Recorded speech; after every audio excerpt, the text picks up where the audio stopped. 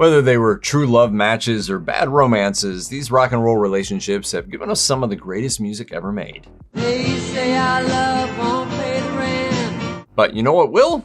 A #1 hit. But I'm getting ahead of myself here. Let's back up for a sec. At 16, Cheryl Sarkeesian dropped out of high school in 1962 and moved to LA to follow her dream of becoming an entertainer, preferably a famous one with only one name. Within the year, she met 27-year-old Sonny Bono at a coffee shop and quickly moved in with him because she was broke. My mom didn't know. Oh, she didn't. Okay, so no, I told her I was living with a stewardess. They started out as roommates, but soon enough they were lovers. And in 1964, when both were working on the fringes of the recording business, they got married. Unofficially. The real state-sanctioned wedding happened in 1969 after their child was born. I got you, babe. Meanwhile, the couple became an act.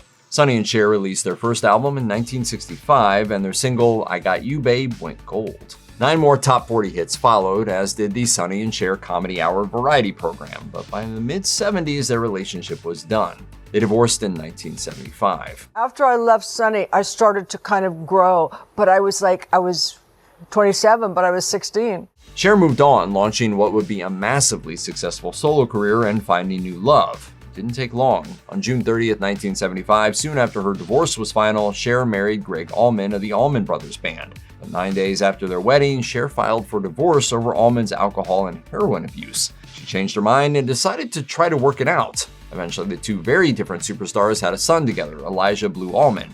In November 1977, Cher and Allman released an album titled To the Hard Way under the band name Allman and Woman.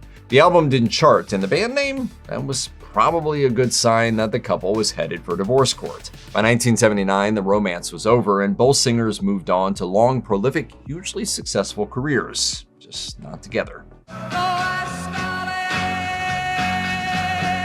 Jefferson Airplane was one of the most out there of all the late 60s psychedelic bands, introducing the classics Somebody to Love and White Rabbit into the world. By 1970, Airplane was being driven, or should we say piloted? We should. By guitarist and songwriter Paul Kantner and powerhouse vocalist Grace Slick, who were also a romantic couple. Don't you want somebody to love? They kind of both did. Well, at least for a bit. By the mid-1970s, Kantner and Slick were through, but they kept it in the band. Kantner married their publicist and Slick married the lighting designer. The band had also reconfigured. Jack Cassidy and Jorma Kaukonen defected to Hot Tuna, and an unhappy Kantner had left the band by 1984. Jefferson Airplane existed only in name at that point, so they rebranded as Jefferson Starship, then rebranded a second time, becoming just Starship. The third incarnation was slick in two ways, technically speaking, and commercial in a way Jefferson Airplane never was. And if you think that was a good thing, well, Starship's legacy includes the single We Built This City, one of the worst, most overproduced, overhyped #1 hits of the 1980s. We built this city. That's more than enough of that. Moving on. When the Beatles broke up in 1970, plenty of fans blamed Yoko Ono, but it was far more complicated. And who knows who broke? Everyone has a theory. I know. Who broke it up? John. Maybe John did, or maybe he didn't. But the 1967 death of Beatles manager and interband peacemaker Brian Epstein was the beginning of the end. With Epstein gone, Paul McCartney stepped into the unofficial role of head Beatle, adding tension to an already fraught situation.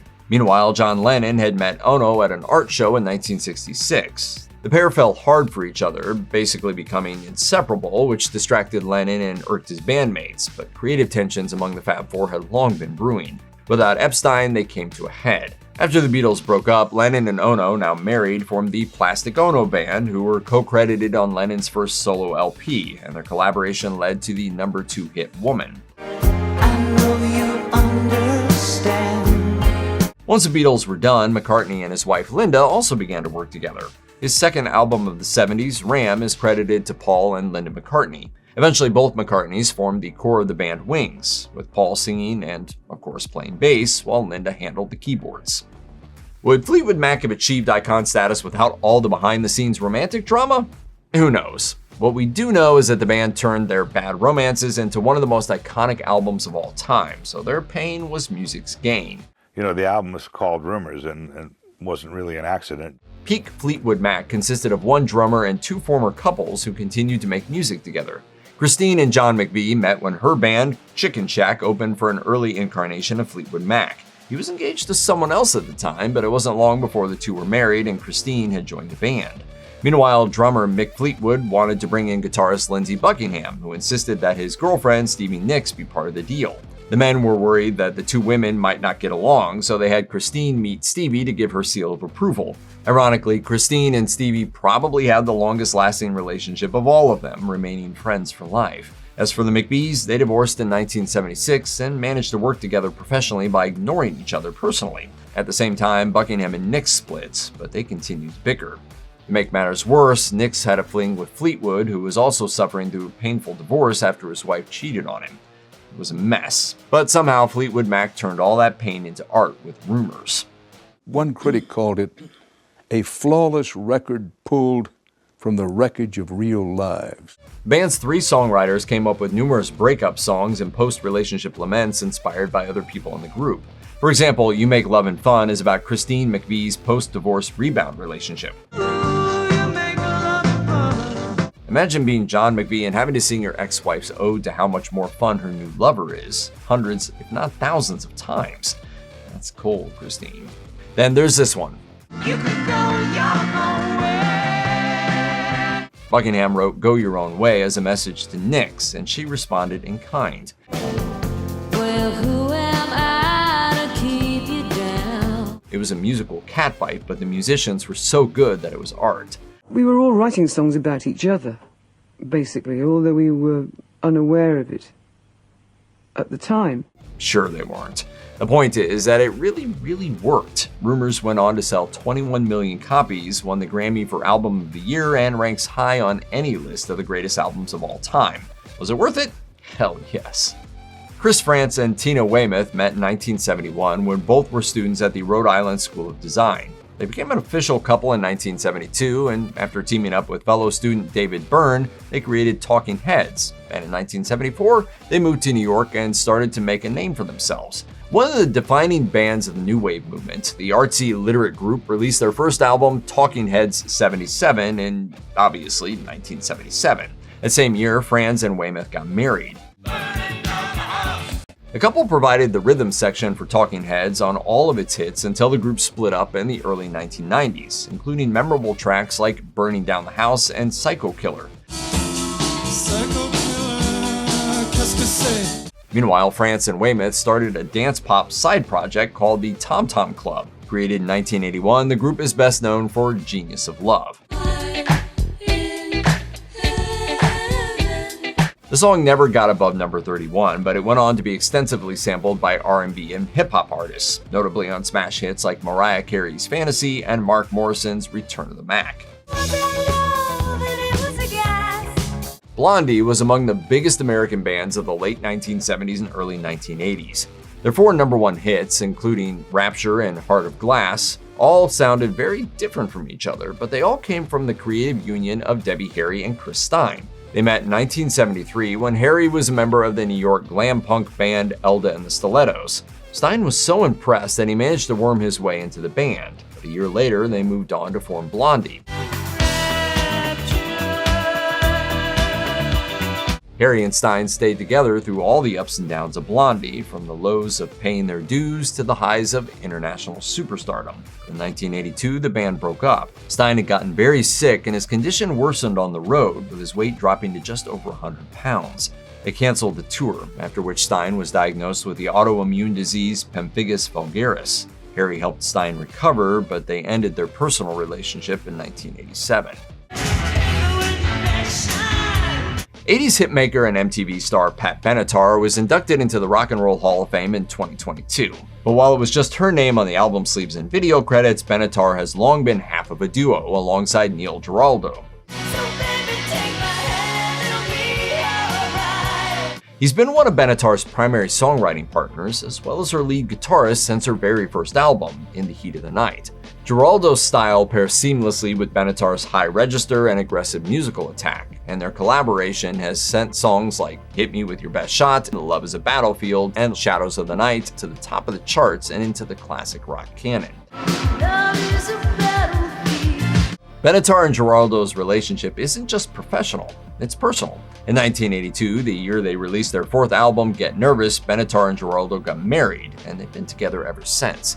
In fact, Neil gets billing on their tours now. They are advertised as Benatar and Giraldo. So that sometimes confuses fans that remember her from those MTV days. It's still Pat Benatar, and they still play all the hits. When Boy George was putting together a new band in London in 1981, he phoned drummer Jon Moss to audition after spotting a photo of him in a magazine editor's office. George fell in love with Moss at first sight. I fell in love with him. I just fell in love with him. They were essentially a couple after the first rehearsal for the band that would become Culture Club, but the relationship was complicated. Remember, this was the 1980s, and there were people who thought Boy George's cross-dressing performance was just an act. John, by his own words, was straight. Their relationship was very much closeted. Didn't mean that Boy and Culture Club weren't winning over audiences you'd least expect. You like it? Yes. You do? His signature image, combined with the band's splashy cinematic music videos, made early MTV stars out of Culture Club, while their wordy, complex, sometimes melancholy, sometimes romantic songs of the band, like Karma Chameleon and Do You Really Want to Hurt Me, climbed up the charts. Do you really want to hurt me? That one was very much a personal song about the turmoil in Boy George's life. Behind the scenes, the vibe among the band was toxic, and George's addiction problems added fuel to the fire. It was so bad that Culture Club broke up in 1986. Both the tension and the inspiration had stemmed from George and Moss's rocky romance. In Boy George's memoir, Take It Like a Man, he wrote, "Our love, however diseased, was the creative force behind Culture Club. I wanted fame badly, but without John, Culture Club would have meant very little to me." For years, Moss denied the relationship and was even married in the 1980s and had 3 children. In the years since, various iterations of Culture Club, with and without George, have reunited and gone on tour, but they never managed to really recapture the original magic. In the years since, Moss has confirmed the relationship was indeed real, and he insists that he and George get along fine today.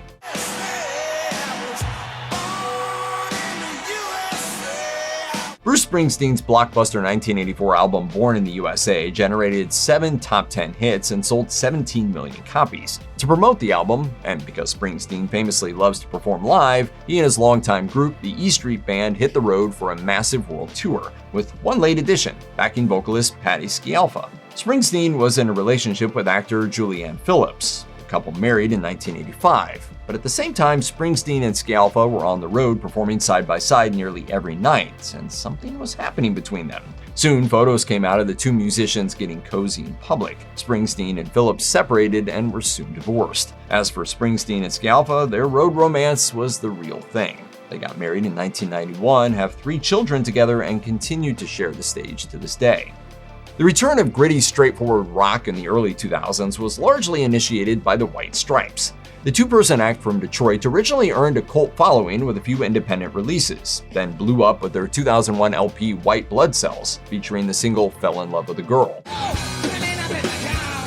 The White Stripes, Jack and Meg White, were presented to the world as a brother-sister act, but that was pure marketing. In 2001, the Detroit Free Press announced to the world that the Whites were actually a formerly married couple. Back in 1996, Megan White married John Gillis, who took her last name. They divorced in 2000, but the exes continued to make music and hits together until 2011, when the band broke up.